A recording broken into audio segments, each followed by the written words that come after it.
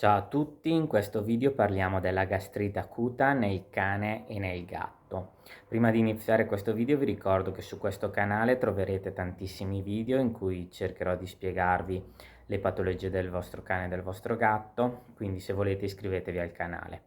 Inoltre se volete supportare il progetto ricordate sempre di mettere un bel mi piace al video. Oggi parliamo della gastrite acuta nel cane e nel gatto. Vedremo soprattutto che la gastrite acuta colpisce soprattutto il cane e soprattutto il cucciolo, diciamo. Però fondamentalmente l'importanza della gastrite acuta vedrete che non è tanto nella gravità della gastrite acuta, nel senso che è una patologia che riusciamo a gestire nel miglior dei modi, però esistono purtroppo tante patologie che mimano ovviamente una gastrite acuta e quindi l'importanza sarà quella di non sottovalutare i sintomi e segni di una gastrite acuta, perché magari non è una gastrite acuta ma è un'altra patologia. Partiamo subito con descrivere insomma gastrite acuta, quindi processo infiammatorio dello stomaco che ha un'insorgenza improvvisa, quindi abbiamo questi animali fondamentalmente che iniziano a vomitare. Gli episodi di vomito possono essere continuativi durante la giornata, soprattutto se non si toglie cibo e acqua, nel senso che il cane vomita e poi va magari a ribere l'acqua e poi successivamente continua a vomitare. Quindi la prima cosa da fare in queste situazioni, quando abbiamo un episodio di vomito, è quello di togliere subito l'acqua e il cibo, d'inverno magari per diverse ore, d'estate magari per meno ore, perché molto spesso se è una gastrite acuta già questo potrebbe già essere sufficiente per evitare fondamentalmente poi l'utilizzo di farmaci. Generalmente che cos'è che causa una gastrite acuta? Di solito è l'ingestione di cibo scadente, cibo scaduto, oppure sostanze irritanti, lo stomaco, erba irritante, alcuni farmaci, per esempio i FANS, possono far vomitare il cane. Generalmente questo avviene soprattutto nei cani rispetto al gatto, perché il cane ha questo vizio di mettere in bocca tutto quello che incontra, soprattutto il cucciolo. Generalmente come si fa la diagnosi di gastrite acuta? Tendenzialmente abbiamo questi cani che vengono portati alla visita con ovviamente episodi di vomito, molto spesso magari sono un po' inappetenti, magari stanno anche relativamente bene, soprattutto i cuccioli, e a volte il proprietario può raccontarci che nel vomito c'era del cibo, del materiale indigerito, come per esempio magari qualche vegetale, oppure qualche pezzettino magari di plastica. Oppure potrebbe anche riferirci che ha visto la presenza di sangue. Questa cosa preoccupa abbastanza i proprietari perché vedono nel vomito del sangue, quindi si preoccupano. A volte nella gastrite acuta ci può essere l'ematemesi, cioè il vomito con un po' di sangue.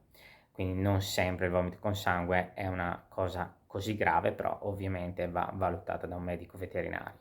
Dopodiché fondamentalmente la diagnosi della gastrite acuta di solito va ad esclusione dopo aver sentito l'anamnesi e la visita clinica. Di solito non hanno febbre, di solito non hanno dolore alla palpazione addominale questi cani, però fondamentalmente la difficoltà sta nella diagnosi differenziale, perché esistono tantissime patologie che potrebbero mimare una gastrite acuta, patologie ovviamente più gravi. Facciamo l'esempio per esempio dell'ingestione di un corpo estraneo gastrico che poi può dare occlusione intestinale, malattie ovviamente virali come la parvovirosi, patologie fondamentalmente renali, epatiche, insufficienza renale, insufficienza epatica, l'ipoadrenocorticismo può dare del vomito. Quindi esistono una serie poi di patologie che noi dobbiamo andare ad escludere. Ovviamente, generalmente come si procede in queste situazioni? In base ovviamente alla situazione, alla gravità e a come sta il cane, si decide se effettuare una terapia sintomatica nelle prime 24 ore, valutare com'è la situazione, oppure procedere con un iter diagnostico con un esame completo del sangue, un esame radiografico e un'ecografia addominale. Fondamentalmente la terapia delle gastrite acute è il digiuno di 24 ore di cibo ed acqua, perché aiuta ovviamente a tenere a riposo lo stomaco, e in una gastrite acuta va a risolverla. Ovviamente quando venite da noi veterinari aiutiamo questo processo, di solito somministrando anche degli antiemetici come per esempio il Maropitant, che aiuta fondamentalmente, almeno nel mio caso, anche nel caso della diagnosi, perché per esempio quando è un sospetto di corpo estraneo, il Maropitant ti blocca magari un vomito di una gastrite acuta, magari non ti riesce ovviamente a eliminare il vomito, per esempio in un'occlusione, perché fondamentalmente è un discorso meccanico. Quindi fondamentalmente il vomito è un problema molto comune, molto spesso si tratta di gastriti acute, quindi di problematiche molto diciamo non complesse da gestire, però fondamentalmente i sintomi e i segni sono molto simili a quelli di diverse patologie.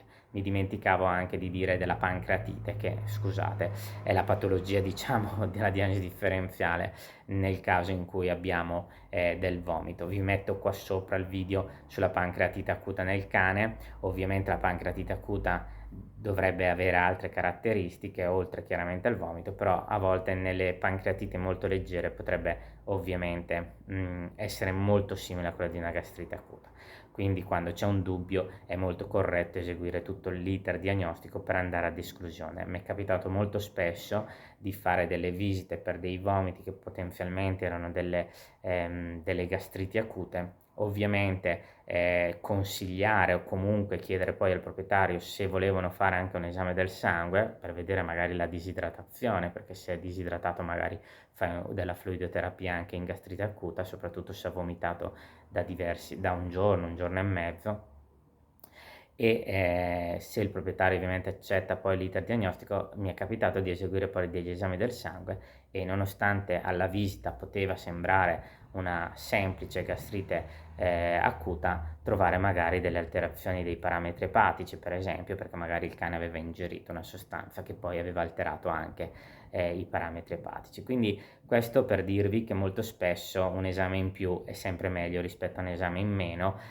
Chiaramente a volte sono delle gastriti acute semplici, quindi chiaramente con un'iniezione di antiemetico loro vanno a posto, però molto spesso fai veramente fatica a distinguere alcune tipologie di patologie che sono in diagnosi differenziale, come per esempio le epatopatie, l'ingestione chiaramente di sostanze che poi possono andare ad alterare il fegato. Quindi se noi abbiamo agli esami del sangue delle alterazioni epatiche, possiamo poi aiutare per andare a salvaguardare magari questo fegato che comunque è risultato colpito da qualche sostanza probabilmente tossica ingerita.